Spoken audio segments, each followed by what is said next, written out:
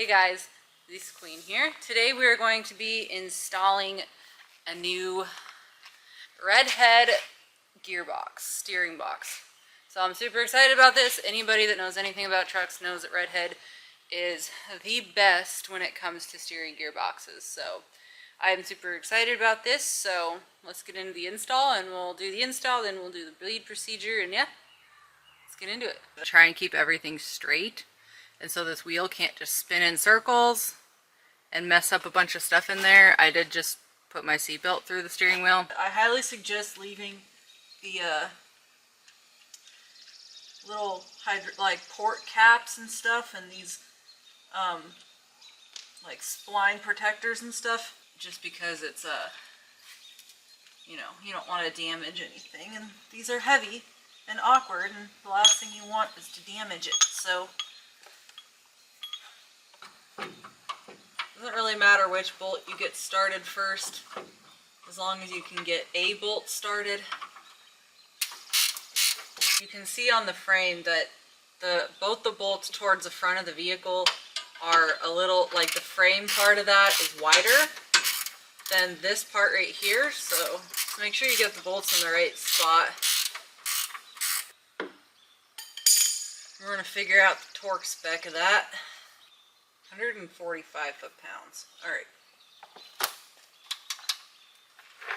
Some leverage going on here.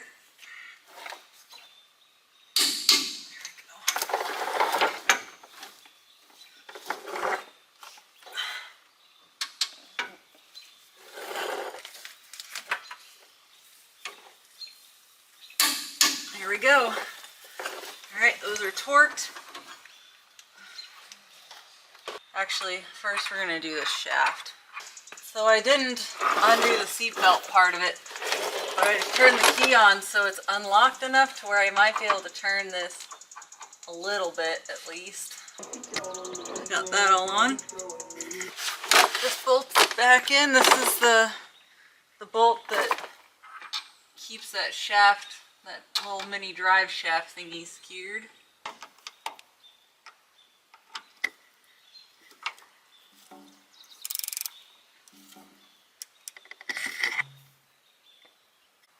Alright, so now the next thing we're going to do is try to get this pitman arm put on this shaft. Please, for the love of God, make sure your splines are good before you know.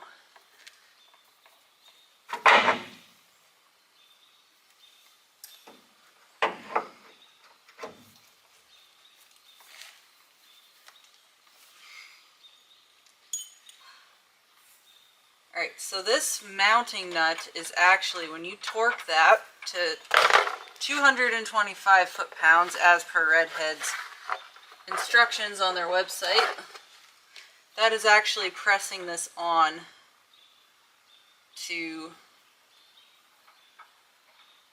the shaft of this Redhead gearbox.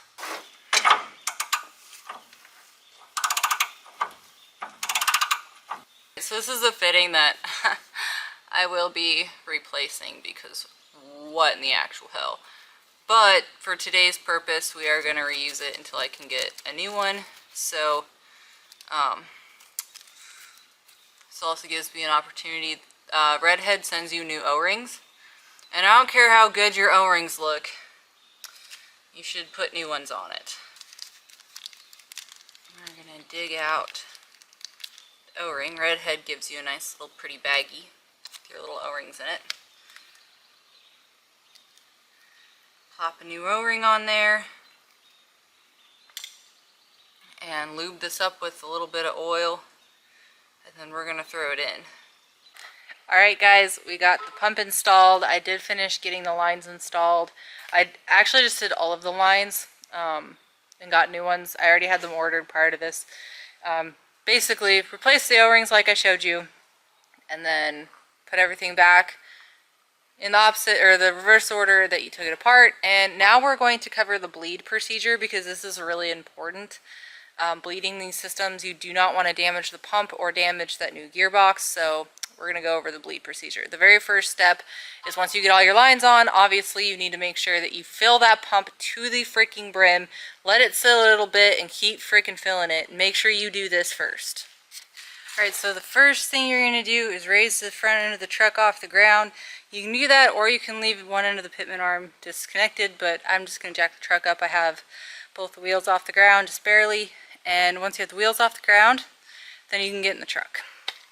So we can disconnect our steering wheel, and all you're going to do is turn the key on. Don't start it.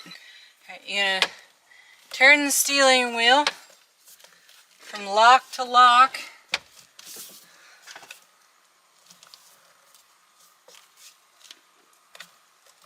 Because this is hydro boost, I also suggest pumping the brakes a few times.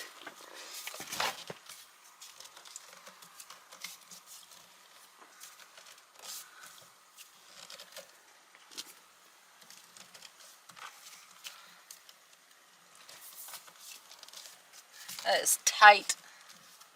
So, the instructions say to do this about 10 or 15 times.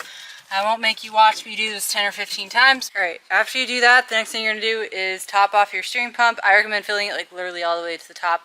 The next thing you're going to do, since I am by myself and I do not have any help, I'm going to start the truck, let it run for like maybe 5 seconds, shut it off, and recheck the fluid.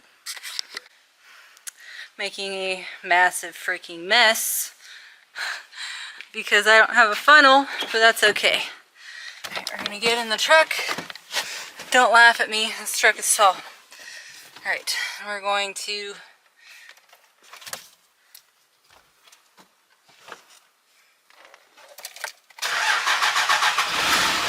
one, two, three, four, five, off.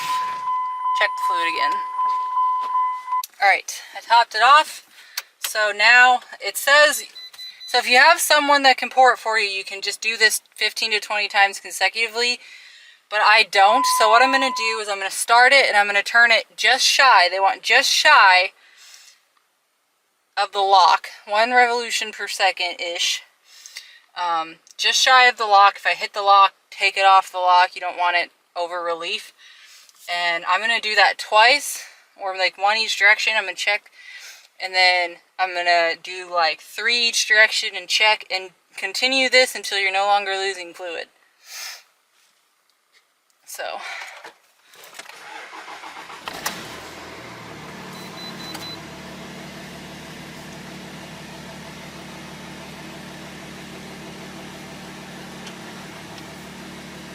I did barely touch lock there, but they just don't want you to hold it there.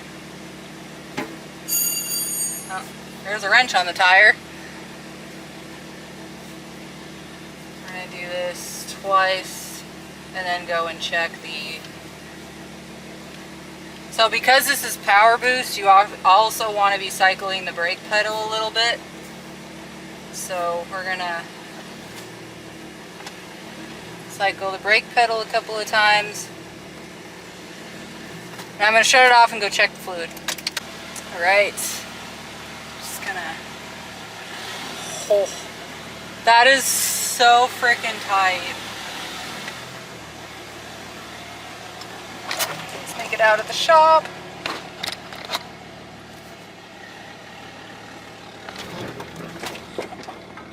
That is a tight steering wheel. I cannot wait to try and drive this down the highway. In this thing, there's like no play at all.